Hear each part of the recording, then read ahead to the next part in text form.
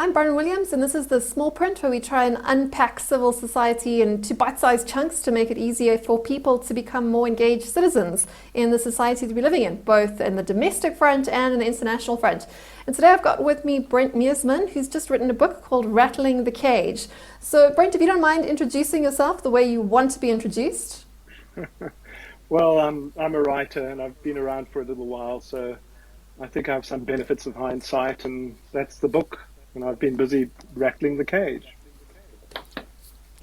Fantastic. That's always a good place to start. So maybe you can just give people a bit of background as to what got you to the place into actually writing this book, because it's a book about being a South Africa in South Africa, is the way I definitely read it. But maybe you can just fill us in there. Just what made you, what motivated you to get this all out on paper, to take up the task of actually writing a book, which is a lot of effort. Well, I'm co-editor at Ground Up News, and my daily job is to scrutinize copy that comes in from the reporters, and to look for the truth and the accuracy, and look for our ideological blinkers. And so I thought, okay, what about my own? And we tell a story about our country. We all have a story that we've slowly developed with little bits of information. Often we echoing our social bubble that we live in. Not always do we get sufficient time to really dig down and to analyze thoughtfully exactly what we believe and how true is it. And that was the question I was left with, and there's a lot of opinion about. There's so many columns and so many things. And I thought, am I just going to add to the noise, or can I maybe do something interesting? Maybe, is there space here? And so I went through the story that I've told myself of the country and the things that I've come to believe. Of course, new evidence has emerged over a period of time, and I thought let's analyze the facts and let's put it all together and put it out there, and tell the story of the transition from 1994 to the present day, and then look at the way South Africa looks today and why does it look the way it does?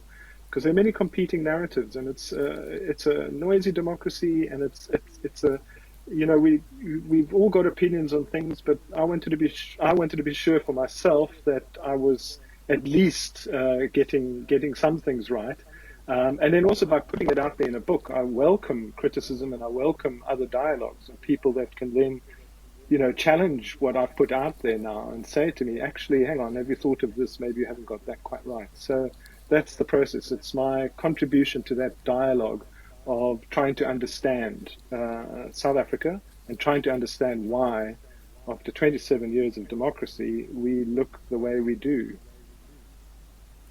Yeah, so I suppose from my perspective, when I read your book, I got the sense, and I think it's a sense that many South Africans have, that South Africa is a story of near misses in terms of disasters, but also unfortunate near misses in terms of opportunities that we've really just let ourselves drop the ball on many, many times. Would you agree with that assessment? That's a sort of the general sense you get when looking back at the story of South Africa over the last 20, 30 years.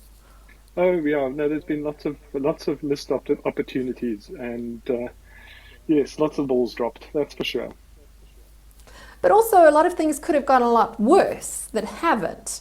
And that's really, I suppose, the next question that I have for you. That also a lot of the content that you covered in that book was very much, like you said, assessing where we are right now and how we got here, for better or for worse. I think that most South Africans are very, very well aware of where the problems are and what they are.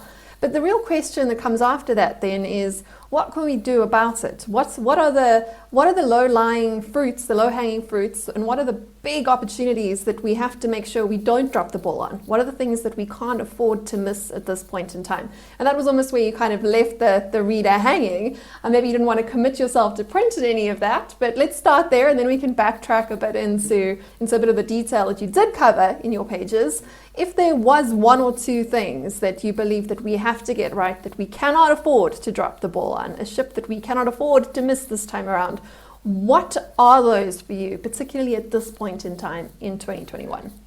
Well, right now, I mean, I would, corruption, getting rid of corruption and being serious about it and prosecuting the people and taking the Zondo Commission forward. The Zondo Commission is the TRC of the democracy. It is explaining to the citizenry through a commission process what happened in South Africa, and it is about people coming clean and people again telling the truth to the commission and us looking at how did we get ourselves into this situation? How did it happen? How did the checks and balances on our democracy fall so quickly and so easily that we could lose, figures are around at least 250 billion, maybe 500 billion, but a substantial, about half of a government's annual budget disappeared in a few years.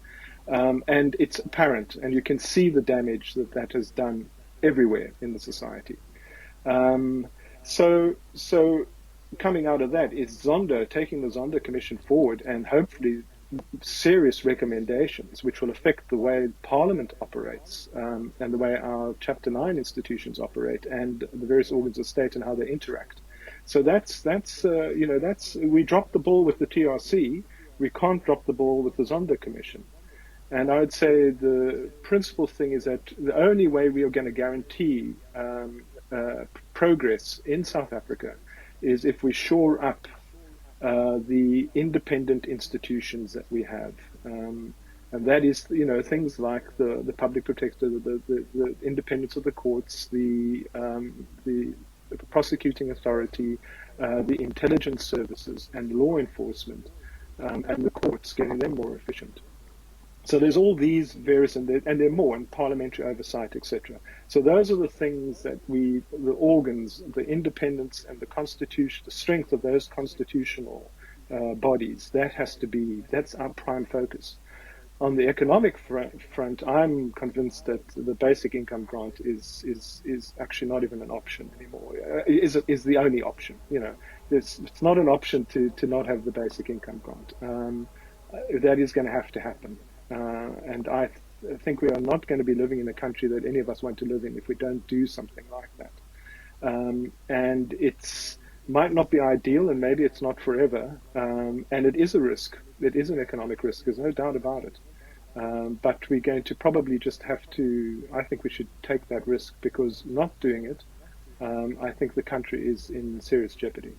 And then you asked me about positive things in the first part of that question, and I'd say, look, we're still very far from being a failed state. There's and look at the way we're sitting here, we're talking, we have our democratic freedoms still. We do have a president who appears to be in the corner of getting things right.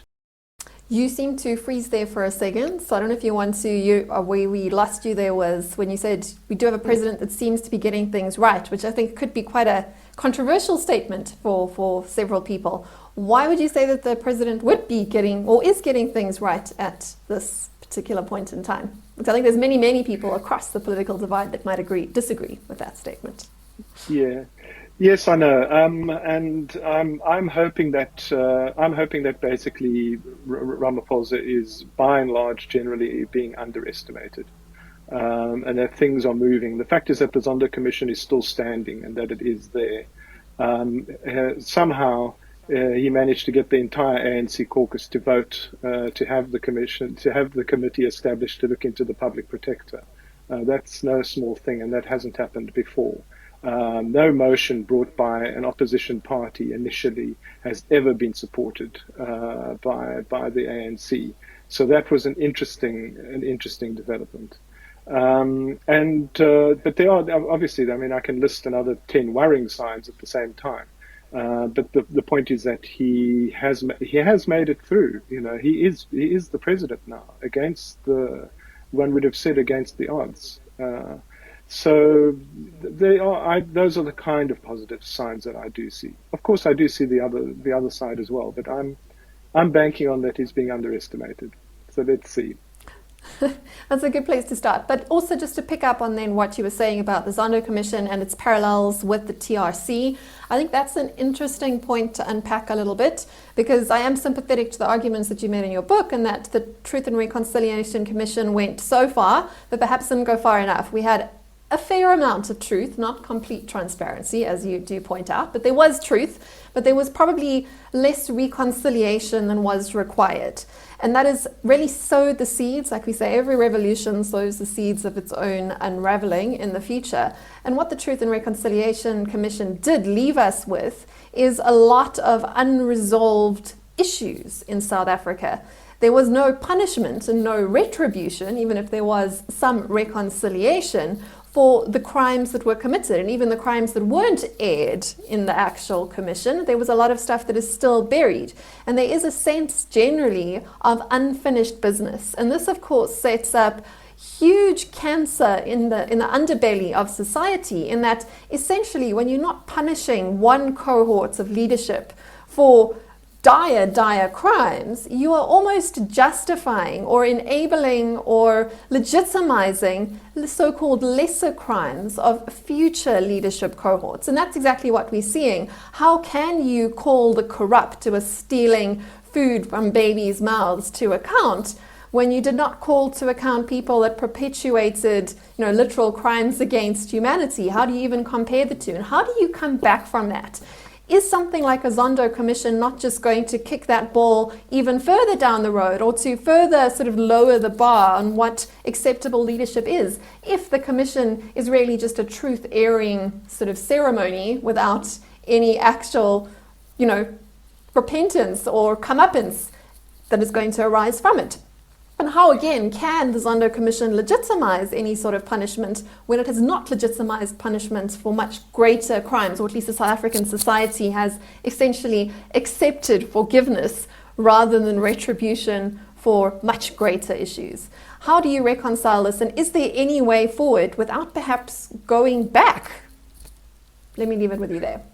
Well, I think, as I said in the book, I say that I think that the people that did not take that very generous blanket plea bargain, which was you give us the truth and you get amnesty, and this is no small sacrifice, but we are prepared to sacrifice justice for truth, and people who didn't even honor that incredibly generous offer, I believe should have been ruthlessly prosecuted. And we now know, as more and more information has come out, and only in recent years, although we suspected it for a long time, there was political interference during Mbeki's term of government, and there were people who remained in the prosecuting authority who obstructed any progress to be made. And there's one of the big balls that was completely dropped. So it wasn't the fault of the TRC that our organs afterwards did not take that process forward. Now, the TRC had many failings, this is true, but we mustn't blame it. We can't blame the TRC for the failure of the organs of state and of law enforcement and of justice subsequently to enforce what the TRC had done. The TRC did its job. It said these people don't get amnesty. And then there were all these other people that we knew about, quite a few hundred of them, who never even applied for amnesty, and we knew what they were up to. It's been so long now that, in fact, I put this question exactly to one of the very senior prosecutors in the authority, and I said, I really think you need to run a parallel process here. Do you not think that you should be prosecuting people who didn't get amnesty or refused amnesty for not full disclosure at the same time that you're going after the state capturers? And we should end this culture of impunity immediately and have them in parallel runs. His reply was, yes, but there are very few that we can get our hands on, and they are so old at this stage, and it's a very, very difficult thing to do. So there is a capacity problem at the moment as well, but that's not an excuse. I mean, I do believe that we should, and it appears there's some movement recently. There have been a few people that have been brought in, but that is in an ideal world. That is exactly what should be happening. And the success of the Zondo Commission is, as with all these commissions, is going to depend upon the extent to which its recommendations are implemented. And I'm afraid if we go by the history of commissions, the chances are against it. But I don't think we can, that's not an attitude that's either healthy or good for us to adopt. We've got to say this is what needs to be done, and we've got to push for it as citizenry, as writers, as people involved in civil society. We've got to push and say this is what we want to see happen, and we've got to keep pushing that. And we can't fold our arms and say, oh, it's all hopeless, it's never going to happen. I want to see it happen, and I think there is a possibility. I'm worried about a few recent appointments, but we'll see how that pans out. The thing is that all these trials and tribulations and all these things that we're going through, a healthy approach is to see how each one of them actually is building and is strengthening. I always said there was one upside to Zuma, and that was that it clarified a lot of powers, and that another president can't do the kinds of things that he did. Because we've actually got, we've now got legal precedents, and the law's been clarified on many accounts as to what a president can do and can't do, and what is abuse and what is not abuse. So the kind of jurisprudence that grew out of the transgressions of the Zuma presidency, I think will help us. And the same thing is going to happen, I think, with Zondo. Yeah, that makes a lot of sense. What we're really talking about here is trying to fix a very, very broken social contract. And a social contract requires at its core a degree of social trust in the contract itself and in the way society is structured.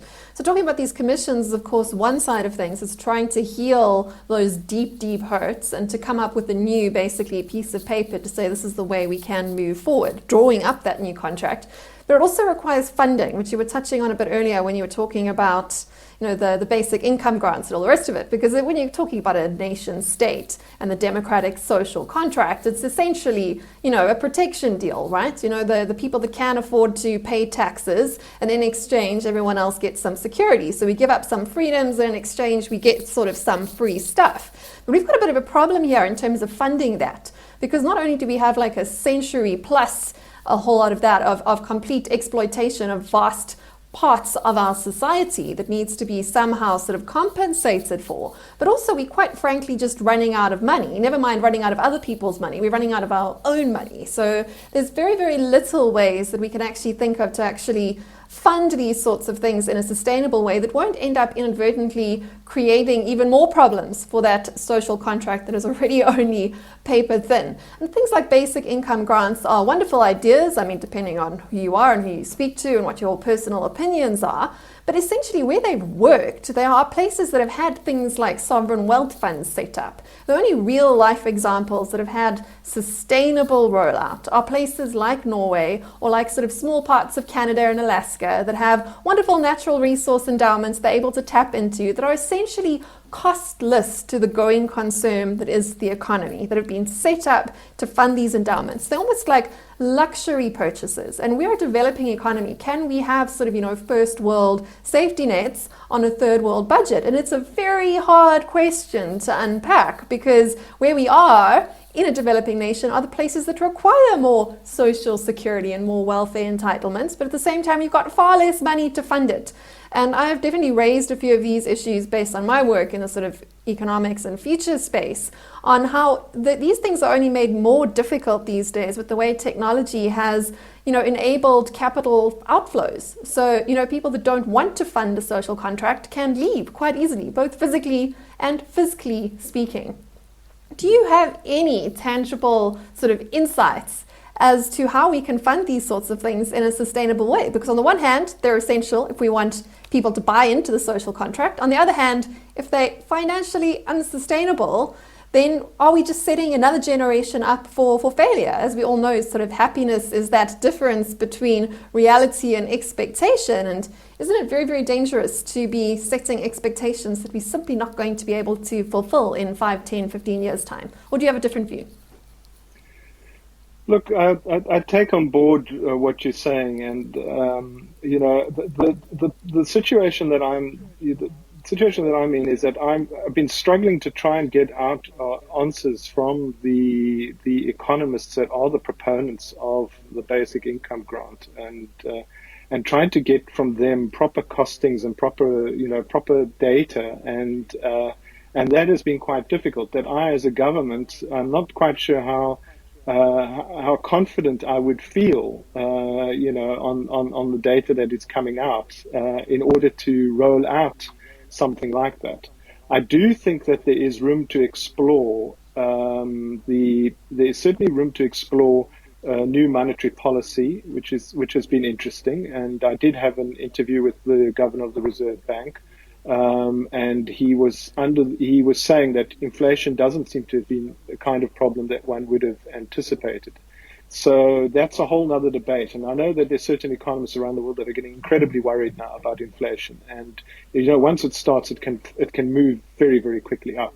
It can tick up very quickly. Slowly, then suddenly you go bankrupt, yeah. And it's incredibly dangerous, especially when it comes to something like social grants. So that, just the 1% of inflation, you've got to find an extra, 20-something billion just for that every 1%. Every year, just to keep. So the Achilles heel of the social grant system is inflation. So inflation has to be absolutely kept down. No question about that. We are about to put 500 billion into the economy or more, through COVID. And we haven't seen an uptick in inflation. That was one of the questions that I asked. Everyone's doing it, right? Right. Right. They are. But every economy has a different ability to absorb new money. And we need to establish what is the rate at which South Africa can absorb new money if we went that route. But I do think it's an interesting route, and it is one that we need to explore. At the same time, you are also able to not just do money into the system in the conventional way. They say print money, but basically create more money, and then giving it through the normal channels. There are possibilities of actually giving it directly into the departments itself. So government is actually giving itself money, and it's not getting it through basically the liquidity of the country. So there are things that there are other mechanisms here which I think we need to explore as well. Like what Greece tried to do. Well, yes, and I also want to say to South Africans, if you think you're suffering now, wait till the economy goes the way of Greece went. Then you will see the problem. Fine, but when it comes to the basic income grant, we are doing it anyway.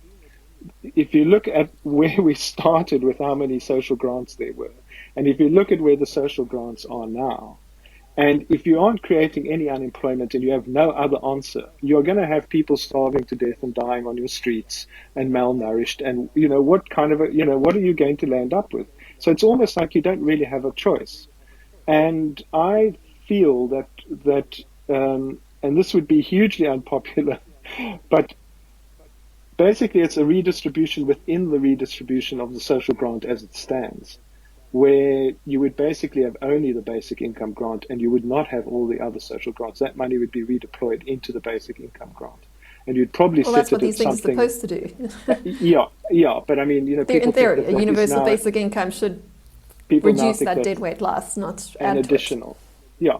So, and maybe set it at the poverty level, at the minimum, the 585 Rand figure that's bandied around. But I mean, so that, these are things that I think have to be seriously looked at, because the failure of us being able to have a social grant in lieu of not able to create employment for people has led to the crisis in our tertiary education system.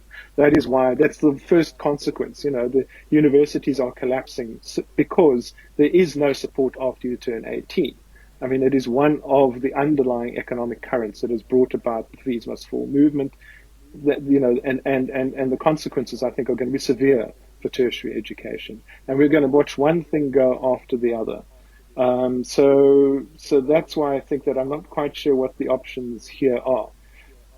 The ideal option would be that you create what is called the social wage, and that through an efficient delivering government, you're giving everybody the benefit of housing and free education and free water, free electricity, free all these things for indigent households, and that you can roll that out of the country. But that isn't quite working because we don't seem to have that delivery mechanism at the moment.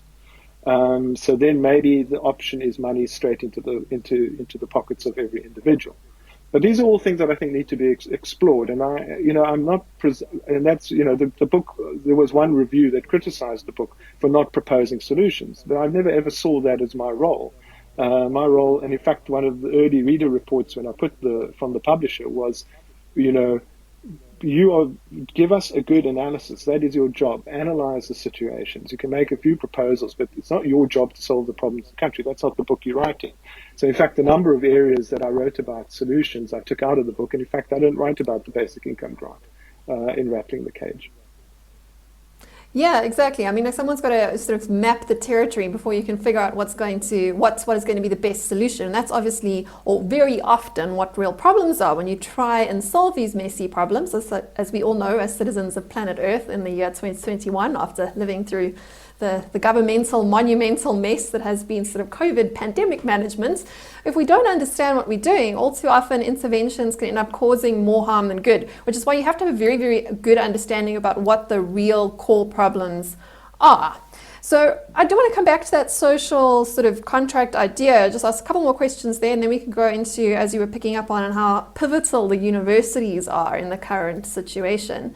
But in terms of that whole sort of social contract, and I did allude to it, it's not fair, you're not an economist, to say find the money for a basic income grant, but I was going to ask you anyway, because we're all entitled to an opinion. That's the point of the show. But there is sort of a subtext, and you did allude to it in your book, but it's not a comfortable conversation, but it comes back to the failings of the TRC and the dawn of democracy and the sort of failed Rainbow Nation advertisement.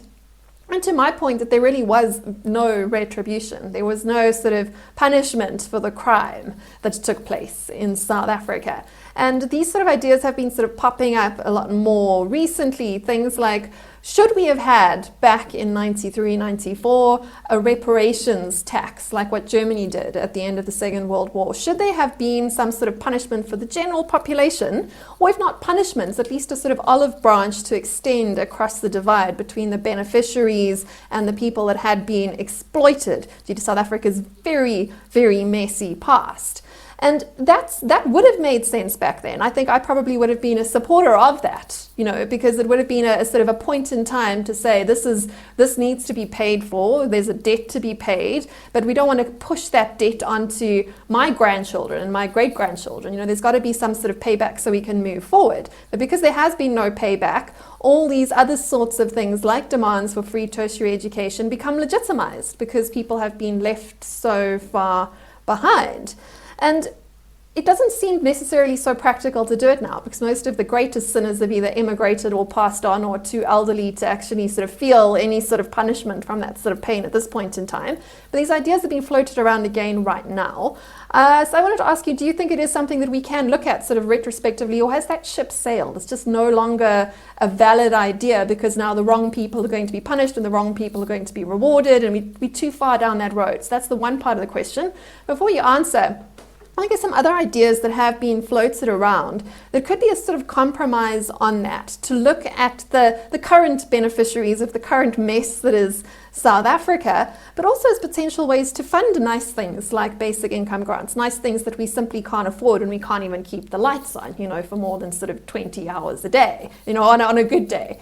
And the one idea that I did think was quite interesting is a sort of a compromise way that also speaks to the social contract was what Musi Maimane was proposing in terms of a basic income grant that is funded by corporate South Africa as an alternative way to add up your points on your BBEE scorecard. I think that's an interesting idea. Even if it's not the correct idea, it speaks to the right sort of incentives and the right sort of levers, and it gets people to essentially pay for their unearned privilege, but it also is a way to avoid some of the other sort of elephants in the South African room, being the sort of the patterns of deep-seated corruption that have involved as soon as you start to get the state organized in managing any giant pots of money. So can I get your comment on those two things? Reparations, too late, too early? Is it even should we even be talking about it? Is it too dangerous of an idea? And then what about those other options of finding ways to get corporate South Africa to fund some of these things that are desired and required for our nation right now? Well, I rather like dangerous ideas. Me too. But as I say, and I actually do, I say in the book that, and I was an advocate of it at the time. In 1994, I did think that there should be a retribution, a tax. I did think that was a restoration tax. I thought that was absolutely essential, but I think that ship has sailed. I also thought that we should have introduced 100% inheritance tax, or at least 80%. An incredibly high inheritance tax would have been a mechanism to achieve an enormous amount of redistribution. Basically, compensation, expropriation without compensation, but only when you die and when you don't need it anymore. Unfortunately, that's no longer viable. In terms of corporates, I mean, I think that we have a real problem there. First of all, we have a corporate investment strike in South Africa. So there are billions and billions and billions that the corporates are sitting on, and they're not deploying, and they're not investing in the economy. And you've got to ask yourself why. And I'm afraid it's the fault of government and policy, and that has to bring them on. So, you see, this is what happens to you when you reach 50. You start becoming a little bit more conservative as well. And I think that we're going to have to be extremely practical about this and pragmatic. We have to actually we can't drive the corporate sector away. We have to actually bring it in. We've got to get the engine of capitalism going again. I don't actually see any alternative. The idea of using redistribution to fund growth is a great idea, but it's still only an idea. It's still unproven. And we are caught in a situation where we also cannot. It's austerity by stealth at the moment. I mean, that's without a doubt. That is what's happening. And we cannot go into the kind of austerity that we went into after the apartheid government bankrupted the country. And we sat with it all the way up until 2008. We're still sitting with it, but we got our macroeconomics and we revived our economy. And we got it almost back in shape, except for unemployment, of course. That was by 2008. We can't tell people we're going to have austerity now for another 15 years to fix the mismanagement and the corruption. It's just not going to wash. You're going to land up with probably with a failed state eventually, from a political point of view. So those are I think, have I covered the replies? Yeah, just if there are any other dangerous ideas you want to throw in there as to how to rewrite that social contract on a more fair basis, because I don't think if we don't get that right as South Africa, if the wrong people are winning or the same people are winning and the same people are losing, it doesn't actually matter how big your social grant is. We're not going to fix anything. And I think that is something that's worth sort of pausing and thinking about, is how South Africa does have such a large social welfare state already, and yet all we've really seen is an increase in inequality and unemployment over the same time. So these ideas that sometimes sound, like they're going to point in one direction, don't necessarily take us in the direction we really want to be going, which is to be getting more people economically active, which really brings us back to the whole tertiary education thing. So tertiary education at large, is a money multiplier. If you get that right, your economy grows. Unlike social grants, which is actually like, taking on debt or, borrowing from the future or redistributing wealth for consumption purposes. And of course, we have to worry about today. People have to eat, as you said. There are problems that we have to require. We're not starting from a blank slate. We're starting from a very, very messy state. But there are definitely places we can be investing cash when you're talking about sort of not going down the austerity route that are going to deliver a positive multiplier rather than a negative multiplier. And we have spoken on the show about a lot of those negative multipliers and the sort of the state-owned stable. We don't have to go into that too much now. Let's come back to that question of education, because in theory and in practice across most parts of the world, increasing investment in education translates into increase in economic growth. That's what we need. It doesn't matter how many pieces we cut our pie into, unless it's growing. We're really just sort of shuffling chairs on the Titanic, so to speak. But we have a catch here. In South Africa, when it comes to other sort of emerging markets, we spend more on education, particularly our small children, for much less than global standard results. And unless we fix that, money is almost the second problem. If we're funding systems that are failing children, that's already solving the wrong problem. So there's sort of two parts to the question I want to unpack for you there, because in your book you spoke a bit about tertiary education. You didn't really go into the sort of the primary education and the basic education question, but I think that that's really fundamental, because especially in the South African context, again, inequality is the problem. Already, it's only the elite minority that even gets a university exemption pass. We're still sort of preaching to the top of the choir. Even if we are fully funding tertiary education, there's still a much bigger mountain of people that are getting left even further behind. going forward. So the parts to my question are, firstly, what's gone wrong with basic education? And secondly, then, what's gone wrong with tertiary education? I think they are sort of two different questions. The one's a more funding question, and the other one is a more of a systematic social governance question. Maybe you disagree with me there, but over to you. Well, I mean, I do say in the book, look, I do write about the fees must fall movement. That's one chapter, and then I write quite a lot about the other issues around the culture of universities and the culture of new generations and freedom of speech and freedom of art, and touch on all those areas.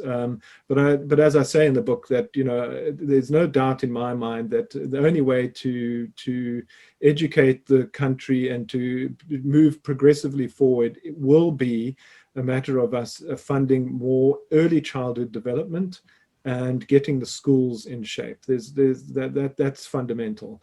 I think that a lot of our universities are. My question when it comes to the free education is, what kind of education do you get when it's free? And if you can look at the difference in our schools between no-fee schools, with a few extraordinary exceptions, which are wonderful, actually many exceptions, but overall, if our schools, the paid schools with the big fees, are the ones with the resources and producing the quality, why would that be any different within the tertiary education sector? So I'm quite worried that at the moment our universities are in danger of bankrupting themselves for large intakes of students, many of which are not going to complete their degrees anyway. So in a sense that money is wasted, you could say. I don't think educating anybody is a waste of money, but it's not producing the degree at the end of the day. And the person isn't coming out fully qualified. So they're not getting their return on investment as an individual, or their return on time, because that's the other thing. It's not free, even if you're not paying for it. You're still investing 4 years of your life into this program, assuming everything goes right. Yes, so I think that question is often sort of dropped off. There is a cost to the students, even if they're not literally paying for it. Well, of course, they're being cheated in some cases, because they're coming out of university with a degree for which everybody family has made enormous sacrifices, and it's heartbreaking. And they've gone through this process, and to get a piece of paper and to be told that you've now got a degree and you are qualified, and then to go into the workplace and find out that you actually aren't qualified and that you don't have the skills that are necessary, and that the employer then wants you to have experience, and you can't get that experience. So so people are cheated, literally being cheated. It's like going to some college that says it's going to train you in something and paying a whole lot of fees and coming out with an inferior education. So that is a worry of mine around tertiary education at the moment. And I don't see, if you're going to take, what is reprioritizing the education budget? What exactly does that mean? And it hasn't been explained to us. It's been saying that we're going to reprioritize quickly so that we can put in these billions of rands into getting rid of historical debt and into funding the NSFAS shortfall. But where are we taking that money away from? And where will universities be making cuts? Will they be making staff cuts? Will they be decreasing the payment on their staff? And will we be losing the best professors? Or are we already lost the best professors to being demoralized? Are we going to take the money away from research and development and expensive projects, which are absolutely necessary? So all the other things around the university, because our universities are now doing things that it's not their primary function. Their primary function is to educate people. It is not to look after all their corporeal needs. But of course, if you're a liberal institution, you're doing, and I totally understand it. You can't leave your students. I mean, I've got friends, lecturer friends, who for years, even before the fees must fall erupted, would have to collect all the staff on it 1 day a week, would bring food from home and bring cans of food and bring all kinds of things to the university because they were struggling with the students who were underfed and couldn't concentrate in class because they were hungry. Now, but that's not a university's role. And if it's going to be spending money on that as opposed to spending it on education facilities, well, that's extremely worrying. But yes, what has gone wrong? I mean, one of the things that has gone wrong, besides us having incompetent ministers in education for a very long time, and I don't mind saying that, we've also had a union that has been, and I have sympathy for the teachers as well. And I know why there's a kind of a militancy and a demoralization that has taken place there, which has made them not maybe the most responsive teachers or the most dedicated, and the union as well. I mean, teachers have really been messed around in this country, and then to be singled out in the budget as the one group that is getting a 0.8% increase is extremely insulting. But certainly the union, SATU, has been a huge obstacle to education in South Africa. I'm sorry to say they have been. And they've been protecting lack of performance and principals who don't perform. And I think that's a good point. But I think that when it comes to looking at solutions going forward, there's quite a big debate going on across other parts of the world at the moment, because a lot of these issues are not only applicable to South Africa, but they are magnified here because we do have a particularly weak state, if you want to talk about it that way. And we do have a culture of, managerial, perhaps incompetence at best. And there's a culture of corruption too at various levels of our central planning. And there's an argument to be made that a lot of those problems can be solved by funding students instead of funding institutions, as at least a stopgap measure, a bit of a compromise between the left and the right sort of spectrum of society, in that at least the cash gets to go to the right person, not in terms of a check, but more the voucher sort of system that's being sort of bandied about at the moment, where that parent and that child can choose however to spend that voucher on any different school. And this perhaps didn't make so much sense when you had a lack of options of schools, in particular rural areas, for example. But I was speaking to an NGO earlier today, and she was saying that she's switching her funding. She funds a lot of students that go to private schools in South Africa, but she's going to stop funding those sort of 10,000 Rand a month school fees to go to physical school, and is rather going to, for a tenth of that price, so sort of 1,500 Rand a month, send them to a private elite online school, which suddenly makes it a whole lot more affordable to educate a whole lot more people. Because when you start looking at what South Africa is spending per head, per child at school, those numbers are already comparable. If we redeployed that money into the hands of parents and allowed them to make their own choices for their children, could that work? And then could that sort of model be rolled up to tertiary education too? And this, of course, is where we start getting into more murky waters, because then we're starting to draw a line between children that qualify for tertiary education and those that don't. And we're starting to put a number on that of how much society is willing to support its elite cohort compared to what everyone else gets. And when you start running those numbers, the number we spend per capita on a student that is, academically accepted into an institution compared to those that don't finish school, suddenly you're left with a whole different inequality problem there. And that opens back up the conversation about basic income grants, because at least then the left behind are getting something out of that sort of system. What are your thoughts on funding students rather than funding schools, again, at the sort of the school level and at the university level, because that's not something that many people are talking about, but listening to the problems you are talking about in terms of free tertiary institutions versus the ones we pay more money for, it sounds like it's a lot of the same sort of problems, especially when you start layering in the additional services that universities are now having to provide. Could that be a way to avoid some of this, or have you even thought about that at all? I've heard it. I've heard it proposed, and I've heard the ideas go around. But I really do not know enough about the voucher proposals to be able to really express an opinion on it. One thing that I could say though is that I have a hunch, a very strong hunch, that far too many people are going to university who should not be there. And that's I'm sure a very unpopular view, but I mean, back in the day, this is the things we say now, but I went to a very ordinary public school, and one that was to some measure looked down upon by the southern suburbs of Cape Town and by the good schools.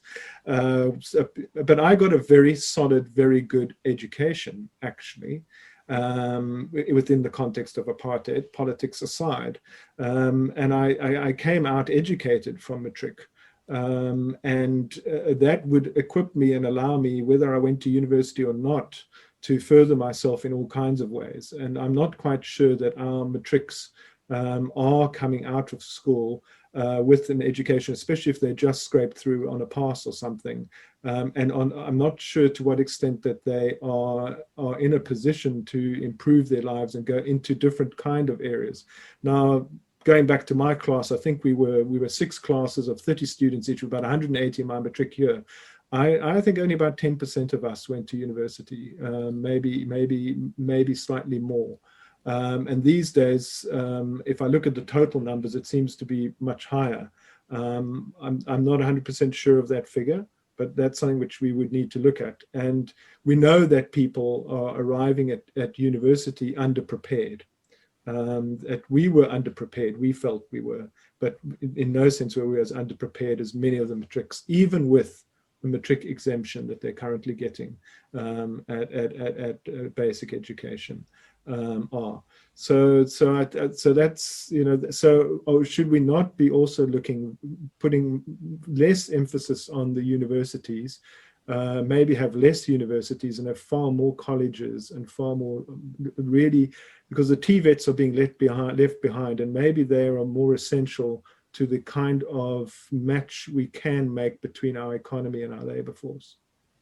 Don't the TVET schools cost more per head because they're teaching technical things rather than purely academic things, which don't scale as nicely? You can scale online education to even a sort of a Harvard, Oxford, Cambridge level quite easily, like what they're through massive open online classes to get that information out. Whereas the colleges, the practical colleges, require more personal tuition. They require often more equipment. And that's one of the lesser sort of explored reasons why perhaps those things are being underfunded. And then, of course, you've got like the whole sort of AfriForum funded colleges that are popping up that are once again probably not solving the deeper issues because they're only catering to a very small segment of South African society. But when you start unpacking this, it's a very complicated problem to solve. But I think that listening to you, in my opinion, does tend to lie towards we need to get basic education right for the majority before we can have luxuries, things like, free tertiary education. Again, a privilege, for a very small minority in reality of young South Africans. I mean, I think according to the statistics, it's down to a case of like less than 1 in 2 kids that start in grade 1 even get to matric, which is shocking. I mean, that's definitely the bigger problem to solve because that's your left behind. Those are the people that are going to require basic income grants that have not been given any tools to become productive, economically active members of society, which is a complete failing. And for me then, when you start talking about things like basic income grants, a basic income grant is almost like a plaster on a failed society, like on the gunshot wound that is a failed society, because it's addressing the top level issues, the immediate issues, but it's not addressing the deeper layers of change that are required if you want to actually fix that going forward. But that doesn't solve our problem around the current fees must fall movement, which is not going away. Our previous president promised free education. Again, that difference between expectations and reality is failing our youths, many of whom have overcome huge obstacles even to just get that place in that university, even if, as you're saying, perhaps we are offering too many places and underpreparing people for it. There's still a huge amount of challenge to get to that point, a huge amount of expectations that have been failed. What can we do with this cohort, with Generation Z? This is our born-free generation that is fighting for fees must fall right now. What do we do with them? What can we promise them legitimately? Or do you have any ideas what can be done there? I know it's completely unfair to ask you to solve the world's problems, but you do have a good understanding about what's going wrong at tertiary education level and what the feelings are underneath that whole fees must fall movement. What would you do if you were put in charge of our universities and told to solve this problem? Well, I'd do a lot of art classes and yoga, probably. I just want to say yes, and I make the point in the book as well that most of the money from that social grant goes straight back to a very small corporate sector. Actually, various studies have shown, but sometimes you are going to need the plaster because your alternative is people bleed to death. So yes, it is only a plaster, but you can't. The alternative is even worse. So that's just one thing to say about that. Can't argue with that. And yes, and again, basic education, that is early childhood development. We have to start there, And the point was, at a session that I chaired yesterday, the point was made that the government spends 115 billion rand on tertiary education and 1 billion rand on early childhood development. That's shocking. That's totally shocking. Exactly. So that, yes, in terms of what do we do, of course, there's no such thing as the born-free generation. I know what you mean, but nobody's born free, and certainly not in this country. But yes, we do refer, with shorthand, we refer to it as that. Yeah. But that generation, I wrote an article, and it's not in the book, some years ago, saying we're going to have to teach people how to live, because if we're not able to employ them, and they are going to be hard to employ. I do talk about in the book how we've made this decision that we are not going to do the race to the bottom in terms of labor. We're not going to go for sweatshops where you can employ lots and lots of low-skilled people at a globally competitive rate. That is a political and a moral decision that the country has made. The other side of that coin, unfortunately, and without the education and without the kind of industries that can absorb that labor, without enough agriculture might be one route, but without that, you do have a problem in that you've got people who are essentially rendered unemployable at a competitive wage within the kind of economy that we work within South Africa and in the global economy. So that is a huge issue. And then my answer to that really is you have to invest in social. I still think the basic income grant so that people are not starving to death, and you are going to have the things that make life good. People are going to have to be taught and helped in terms of how to live. And you're going to need that thing which, the Cape Flats have been screaming about it for years, saying we do need policing, sure, and thanks for the army coming in. But what we need more than anything else is we need facilities. We need some sport facilities. We need recreational facilities. We need efficient policing. We need social workers. We need community organizations. Yes, we need art classes and yoga. You need hope. Things that will appeal to people, music groups, sports groups, people with then, are able to, and also, the point is that if you have a good basic education, look, my father, because of the Second World War and growing up in Belgium and his school being bombed and the schools closed, in fact, only had a standard 8. And he came to this country and he made a life for himself and he developed himself because he had just enough education to be able to educate himself. And he could read, and he read lots and lots of books, and he instilled an enormous love for knowledge in myself. So it is quite possible. That if you've got a basic education and you are literate, you can improve your life in all kinds of ways that are not necessarily outcomes, or actually the schooling system should be called incomes-based education. You can improve your life by, you can learn a new language, you can do all kinds of things that make life bearable, and you can appreciate things as well in a way. So there is a role to be played. In terms of the online education, and it is an exciting idea that we can use technology. People are talking about expanding UNISA basically, and so that you would have a number of, maybe you'd have a whole number of less universities, a number of Ivy League colleges that actually specialize in producing the kind of skills and brains that every country needs if it's going to compete globally, and are specialized in that. And then you really are looking at the cream of the crop. But educating online as well. Why? But it's an exciting idea, and let's see how it goes. And maybe it becomes a necessity purely because COVID isn't going anywhere. So that is something which we would look at. But always with, we have to be careful that many education decisions in the past in this country, such as outcomes-based education, were done with the best of intentions. We're not going to take this Bantu education anymore, and we are going to give our kids the very, very best, and we're going to search the world for the best system, and we are then going to implement it, even though it was totally unimplementable. And there was just no way that was ever going to work in the South African context. So we can destroy education with the best of intentions, and as long as we safeguard when we talk about the high-tech solutions, and we're aware of how implementable they are, and we're not just going to replicate the same problems, then yes, I'm all for it. Yeah, I'd absolutely agree. I mean, there's no easy solutions to that. But as we were saying earlier, I'm a firm believer that if you can read and read well, you can learn anything. I mean, even if we just fix that, I mean, I've seen the statistics on how many 12-year-olds in South Africa can't even write their own name.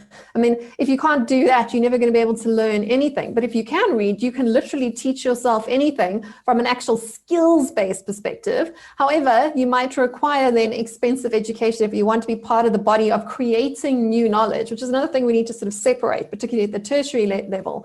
There's two streams of people going into tertiary education. One are going to become academics, and they're a very, very small bunch. These are the people that are going to contribute to the general body of human knowledge. And it's not for everyone. It's not even something many people want to do, but some people do. This is why we have stuff and innovation and R&D and that sort of thing. But the vast majority of very smart, very articulate young people who are going to university or to tertiary education are doing it to get a job. They're going for skills training. And there's probably quite a good argument to be made there to separate those two streams into having corporates pay for training their own future workforce, like is what's happening with the We Think Code models and the London School models. There's so many examples we can pull into there for people that are going to go work for a business. And this is not just for sort of low-skilled people. This is for high-skilled, your MBA students too. Why aren't companies paying to train their own particular workforces? Google, Facebook, they're all looking into this right now. It's not a crazy idea. It's quite an easy way to remove that burden in a win-win situation, because corporates also can't find skilled workers in South Africa, which is hugely ironic given our massive unemployment.